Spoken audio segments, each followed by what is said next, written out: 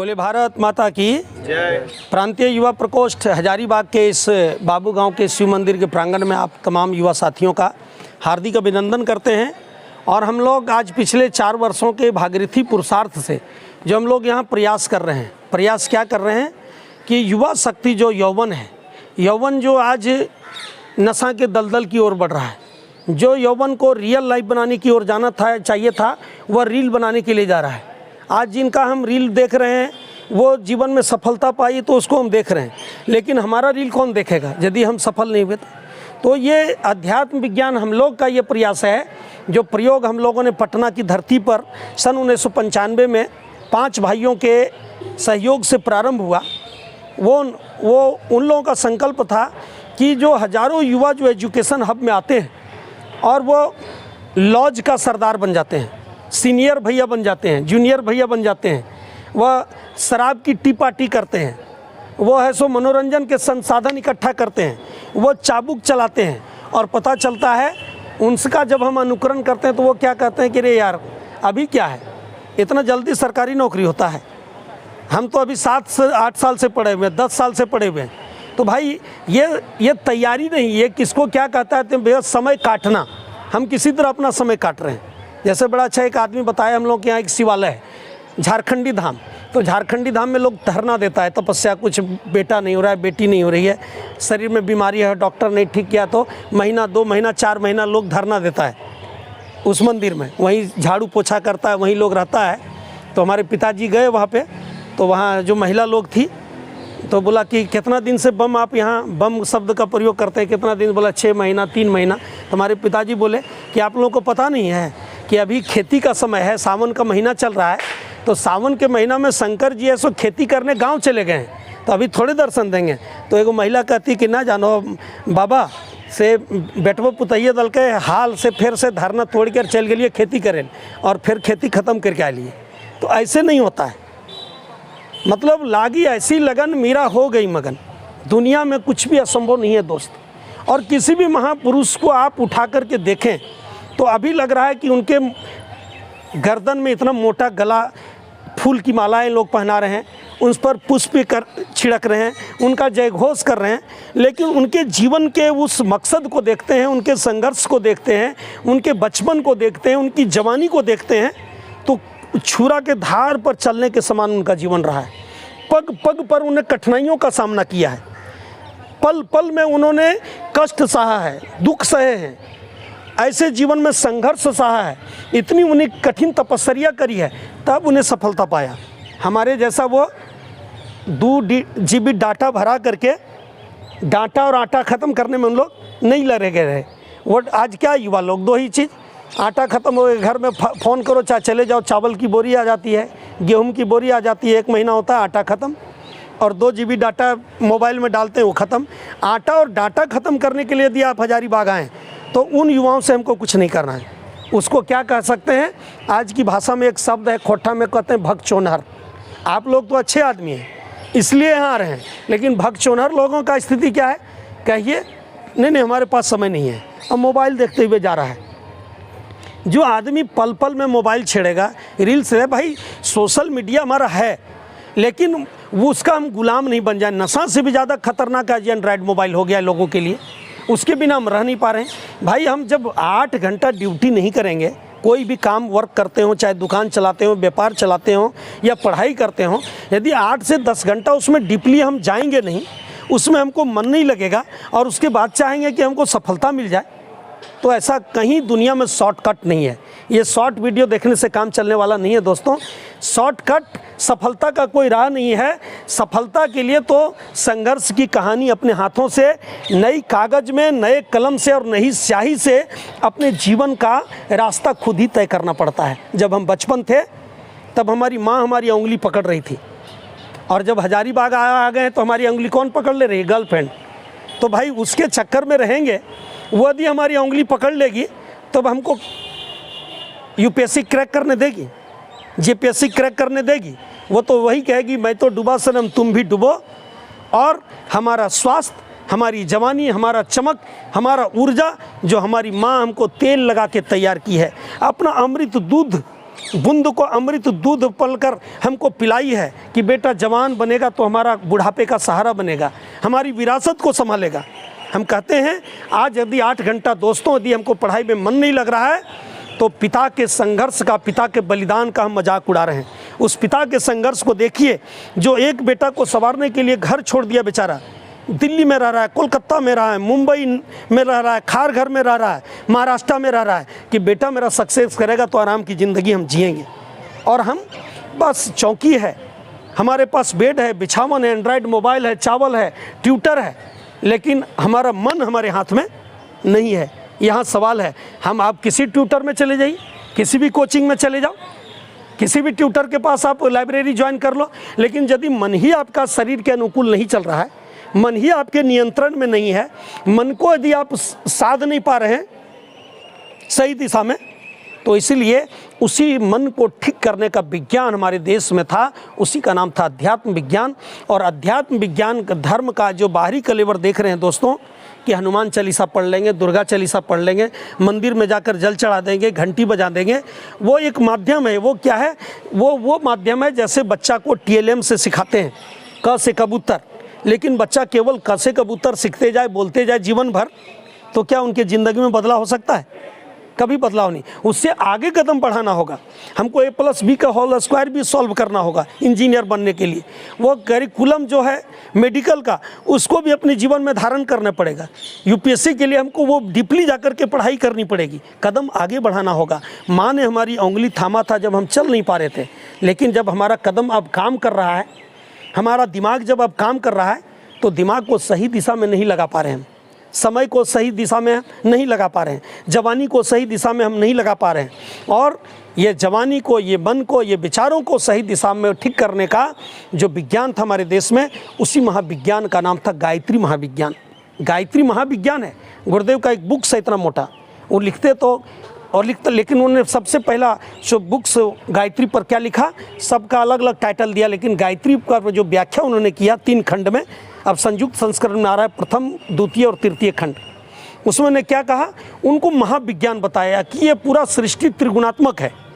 Present, past, future, समय को अगर हम बांटते हैं तो 3 भागों में, अवस्था अगर जीवन का बांटते हैं तो 3, बचपन, जवानी, बुढ़ापा। अगर यदि इसको सूर्य का अगर 3 स्वरूप देखना चाहते हैं तो सुबह का सूरज देख लीजिए, आप खुली आंखों से देख सकते हैं, मध्याह्न में पूरा तेज रहता है, शाम में उनकी लालिमा स्वरूप अलग बदल जाता है। एक को ब्राह्मी कहिए, दूसरा को वैष्णवी कहिए, तीसरा को सांभवी कहिए। तो ये त्रिगुणात्मक है। पदार्थ विज्ञान पर विज्ञान शोध किया, उसका भी 3 रूप है, ठोस, द्रव, गैस। और हमारे जीवन में ये 3 तरह का राक्षस है, काम, क्रोध, लोभ। काम मतलब काम वासना, उसी को कहते हैं उपासना। जब जीवन में समत्व खत्म हो गई, जब मेडिटेशन खत्म हो गया तो वासना सवार हो गई, और हम किसके पीछे भाग रहे हैं? जो हमारी जवानी को गला देगी। इसलिए दोस्तों, आज इस जवानी में आपको गायत्री माता की उंगली पकड़ने की ज़रूरत है। हजारीबाग में गर्लफ्रेंड की उंगली पकड़ेंगे तो आप गटर में जाएंगे, लेकिन अगर गायत्री माता की उंगली पकड़ लिए तो परम पूज्य गुरुदेव ने स्पष्ट रूप से भविष्यवाणी किया कि जो युवा अवस्था में गायत्री महामंत्र की उपासना से अपनी जवानी को जोड़ लेता है, वह साधक आज तक फेल्यूर नहीं हुआ है, एक भी आदमी भिखमंगा नहीं रहा है। और उसको दुनिया में 3 चीज़ें, ये 29 साल के अनुभव के आधार पर हनुमान जी की तरीके से छाती चीर कर तो नहीं देख सकते हैं, लेकिन बटन खोल करके और छाती ठोक करके हम बता सकते हैं। और हजारों ने, लाखों में हमारे पास ऐसी सूची है, पटना से लेकर, बिहार से लेकर, झारखंड से, अपने घर तक का उदाहरण हमारा है। जब हमारे भगना हो या गांव के लोग हों या हमारे बच्चे हों जो अच्छे अंक ला रहे हैं, जो झारखंड के जनरल नॉलेज में पूर्वी भारत में वो टक्कर ले रहे हैं, हमने अपने घरों को, अपने सर्किल के लोगों को अध्यात्म विज्ञान से जोड़ा है। और तो इसलिए गुरु जी ने कहा कि ये जवानी में यदि गायत्री उपासना से अपनी ज़िंदगी को जोड़ लेते हैं, तब हमारा जो उपासना हमारे मन को वासना की ओर नहीं जाने देता है, भटकने नहीं देता है।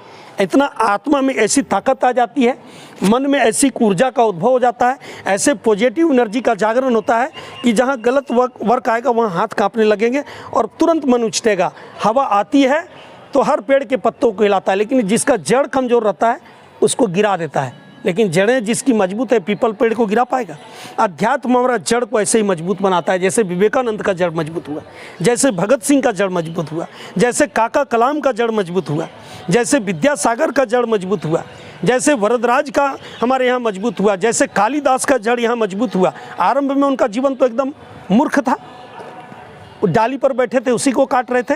तो आज कालिदास की परंपरा बंद नहीं है। आज भी इस हजारीबाग में 100 में 95 कर लीजिए या 98 कर लीजिए तो कह तो सकते नहीं, केवल 2 लोग ऐसे समझदार हमको लगता है कि हजारीबाग में है 100 में, जो वो चिंतनशील हैं कि हमको ये 5 साल के वक्त का उपयोग करना है। इसलिए गुरुदेव ने अध्यात्म विज्ञान को इन 4 सूत्रों में बांटा, साधना, स्वाध्याय, संयम और सेवा। साधना का मतलब साधना अपने आप को ठीक करना। गलत चीज़ तो ठीक कैसे होगा? तो इसके लिए भाई सूर्य से आपको रोज ऊर्जा ग्रहण करनी पड़ेगी। बाल समय रवि भक्ष लियो, तब तीनों हूँ लोक भयो अंधियारे। हनुमान जी बचपन में ही सूर्य को निगल गए। तो इसका विज्ञान तुलसीदास जी ने गुरु जी एक्सप्लेन किया, बेटा सूर्य को कोई खाता नहीं है, बल्कि हम लोग जो ये प्रकृति में खा रहे हैं वो सब सूर्य की ऊर्जा है। अनाज खा रहे हैं, कहाँ से उत्पन्न हुआ? सूर्य से, प्रकाश संश्लेषण।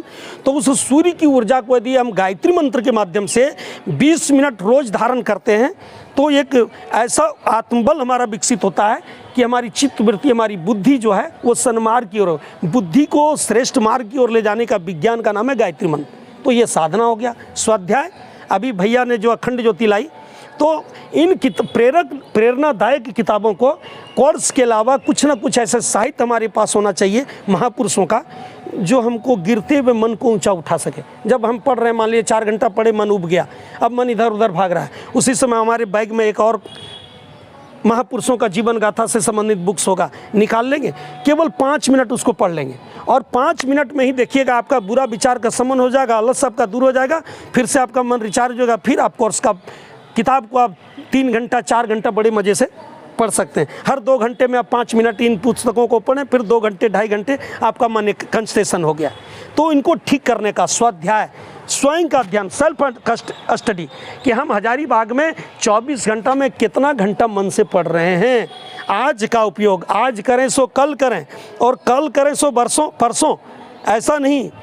ये समय अभी है जो निकल गया दोस्तों, आज का संडे फिर दोबारा नहीं आने वाला है। इसलिए इसकी कीमत सेल्फ स्टडी, स्वाध्याय, स्वयं का अध्ययन करो। हमारा अध्ययन हमारी माँ नहीं करेगी घर में, हमारे पिताजी नहीं करेंगे, बल्कि अपना अध्ययन स्वयं करना है कि जो अगला टेस्ट हमारा होगा ऑनलाइन ऑफलाइन, उसमें हमारा 10% नंबर बढ़ा के नहीं मेडिटेशन, आप मेडिटेशन प्रारंभ करो और 16 रविवार आप जुड़ करके केवल यहाँ से रहिए। 16 रविवार आते आते आपकी ज़िंदगी में बाहर आएगा। 16 रविवार के जो भी आप टेस्ट देंगे उसमें आपका नंबर बढ़ा हुआ है। स्वाध्याय, संयम, संयम का मतलब अपनी ऊर्जा को दुरुपयोग नहीं उपयोग करना है। आपके पास 1 रुपये का सिक्का है तो उससे आप अगरबत्ती जला दो मंदिर में, चाहे बीड़ी खरीद लो, पैसा तो ख़त्म हो गया। तो उसी तरीके से संयम में 4 पार्ट है। इंद्रिय संयम, ब्रह्मचर्य का पालन, अर्थ संयम, पैसे का फिजूल खर्ची से बचाना, समय का संयम, आप 8 से 10 घंटा डीपली पढ़िए, और विचारों का संयम। ये 4 तरह का संयम है। संयम अर्थात वहाँ से रोकना, और चाहे जितना लव का लेटर आए भगत सिंह के पास, विवेकानंद के पास, लेकिन उनका क्या जवाब था कि हम अपने उद्देश्य से विवाह कर चुके हैं, हम तो सन्यासी बन चुके हैं। अंग्रेज महिला कहती है मेरे से विवाह कर लिया, बहुत सुंदर है विवेकानंद जी, हम आपके जैसा बेटा चाहते। हम आप रहते कहते क्या आप चलो यार, आ गए तो एक शादी और हो जाए विदेश में, बड़ा एंजॉय की बात है। अभी देख लीजिएगा कोई बंगाल के नेताजी हैं, 61 साल में फिर से दूसरी शादी रचा लिए हैं। तो कहने का मतलब उसका कोई उम्र नहीं है। लेकिन उन महापुरुष क्या, उनके पास ऐसी ऊर्जा थी, उस ऊर्जा के दम पर महिला को क्या जवाब दिया कि पता नहीं हम लोग की शादी होगी तो हमारे जैसा बच्चा आएगा कि नहीं आएगा, ऐसा करो मातृवत परदारेसु, हमारी संस्कृति कहती है पर नारी माँ के समान है। मैं आपका बेटा बन जाता हूँ और आप हमारी माँ बन जाओ, आज से हम आपका बेटा हो गए। तो ये दृष्टिकोण विद्यार्थी जीवन में अपनाना बहुत जरूरी। जारी भाई ने जाने तो भाई, हम उसके लिए थोड़े आए हैं, हम आए हैं बस मछली की आँख की तरह, अर्जुन की तरह हमारा फोकस पर हो। तो साधना, स्वाध्याय, संयम और सेवा। सेवा की बात 1-2 मिनट में बता दें मित्रों। जो आप अच्छी बात सुनते हैं, आप जो थ्योरी करते हैं, उसको प्रैक्टिकल करने से उसका कई गुना विकास होता है। थ्योरी और प्रैक्टिकल 2 पार्ट है। तो गुरुदेव ने सेवा के नाम पर क्या कहा, कल को लोग कहता IAS बनेंगे तो गरीबों का कल्याण करेंगे। आज तक एक IAS का भी देखे, देश में इतना IAS है, कोई लोक कल्याण के काम में किसी IAS का नाम आया? नाम किस में आ रहा है? पूजा दीदी का करोड़ रुपए डकार जाने के मामले में। ऐसा पूजा करी वो UPSC का टॉपर, ऐसे IAS जिनका सूची में नाम है जेल जाने वालों में। IAS तो आज जो भगवान आए, एक नंबर की भगवान की बात जो बता रहे हैं, जिसका हम लोग प्रचार कर रहे हैं, वो भगवान देख रहे हैं कि आज भी हम आपकी काम को करने के लिए तैयार हैं, लेकिन आपके मन में सेवा की भावना है कि नहीं? कल आप पद पर जाएंगे तो क्या ज़रूरी है कि कल आप लोग कल्याण का, तो उसका शुरुआत अभी से करिए। तो इसके बतौर हम लोग जहाँ जहाँ भी मिशन चल रहा है पटना से लेकर, तो वहाँ क्या है कि हमारे कम्पिटिटिव एग्ज़ाम के 5 लोगों का 6 लोगों का ग्रुप रहता है भाइयों का, और वो प्रतिदिन 1.5 घंटा, सवा घंटा वो पढ़ाते हैं, 15-20 मिनट आने जाने, 1.5 घंटा उनका लगता है। और वो स्लम एरिया में जा कर के गरीब बच्चों को एवरीडे टाइम दे रहे हैं। अब उनके पिताजी जो कुंदन कुमार DM बने, उनके पिताजी आए, देखे मेरा इतना अच्छा परिवार का बच्चा झुग्गी झोपड़ी में जाके पढ़ा रहा है, क्या इसीलिए पटना भेजे? अब उनका विज्ञान समझ में आया। जब उनका बेटा बेतिया का DM बना, तब पता चला कि गरीब बच्चों को पढ़ाने का लाभ क्या मिलता है। भला का उल्टा ही लाभ होता है।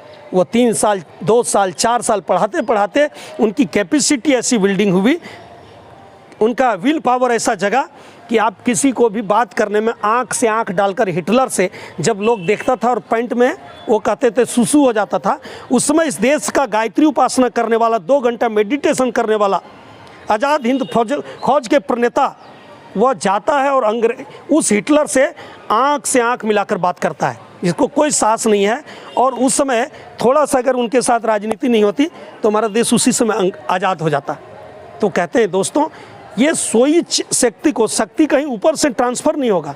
जैसे बीज में ही विशाल पीपल बनने की, बरगद बनने की क्षमता है, उसी में बीज है, लेकिन माली क्या करता है? माली उसको पुष्पित पल्पित करता है, खाद पानी देकर, निराई गुड़ाई।